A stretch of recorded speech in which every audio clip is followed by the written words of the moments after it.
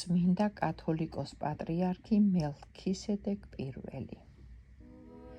სიმონ მესამის გასვლისას ზუსტად 1010 წელსა მეფე ბაგრატ მესამის ჟამს მოხდენილა აღსაყდრება მელქისედეკ პირველისა კათოლიკოს პატრიარქად დიდებულ კაცთა შვილისა, ვინც იქცევა ერის მამად.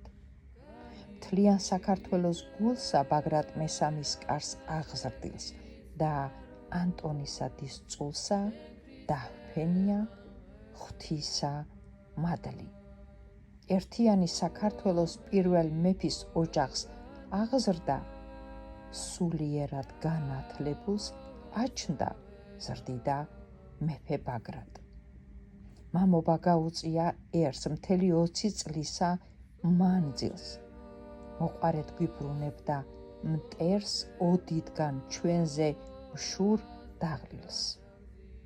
სამი მეფის დროს და ჟამსა ბაგრატ გიორგის ბაგრატის ემსახურა ღმერთს და ხალხსა სახელი დარჩა ვაჟკაცის.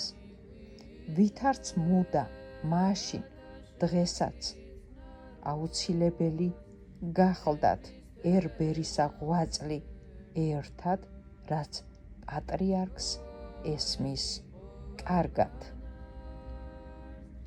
სამხრეთ დასავლეთის მხრიდან ჰერეთისა მხარის ჩათვლით სოფლებს და ქონებას სწირავს სვეტი ცხოველს პატრიარქი და შედგენილი არს ესე შენაძენის სრული სია გუჯარი, რაც მელქისედეკს ანდერძად დაუწერია. დიპლომატიც კარგი არის. ბიზანტიის იმპერიას კონსტანტინესა და ბასილს არაერთხელა სწვევია. ჩამოტანილი აქვს ბევრი წიგნი, ხატები და ჯვრები, ნივთები თუ სამოსელი უამრავი ოქრო ვერცხლი. ბერძენთა მეფეს ბასილსა უფოძებია კომპლექსი მონასტრის, რომელ ადგილსაც 105 იყო სოფელი.